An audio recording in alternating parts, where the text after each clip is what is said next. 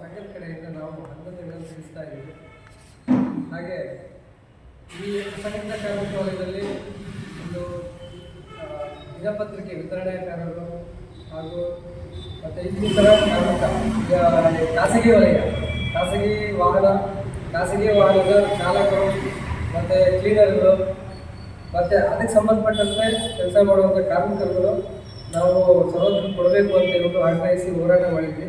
ಅದಕ್ಕೂ ಸಹ ಭದ್ರತಾ ಮಂಡಳಿ ರಚನೆ ಆಗಿದ್ದು ಆದೇಶನೂ ಬಂದಿದೆ.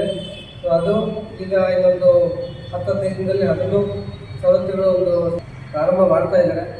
ಸೊ ಎಲ್ಲದಕ್ಕೂ ಈ ಎಲ್ಲ ಕೊಟ್ಟಂಥ ಸವಲತ್ತುಗಳಿಗೆ ನಮ್ಮ ಕಾರ್ಮಿಕ ಸಚಿವರಾದಂಥ ಸಂತೋಷ್ ಅವರಿಗೆ ನಮ್ಮ ಸಂಘಟಕರವಾಗಿ ನಾವು ಅಭಿನಂದನೆಗಳನ್ನು ತಿಳಿಸ್ತಾ ಇದ್ದೀವಿ.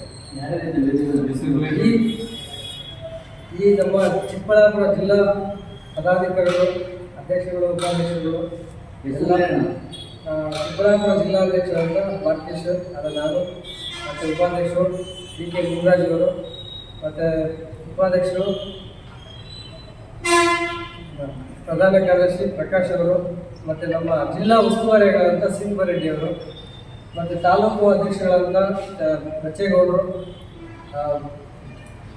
ಮತ್ತು ಚಿಂತಾಮಣಿ ತಾಲೂಕು ಅಧ್ಯಕ್ಷರಾದಂಥ ಬಚ್ಚೇಗೌಡರು ಮತ್ತು ತಾಲೂಕು ಪದಾಧಿಕಾರಿಗಳಾದಂಥ ವೀರ ಅವರು ಮತ್ತು ರಮೇಶ್, ಮೂರ್ತಿ, ಮಲ್ಲೇಶ್,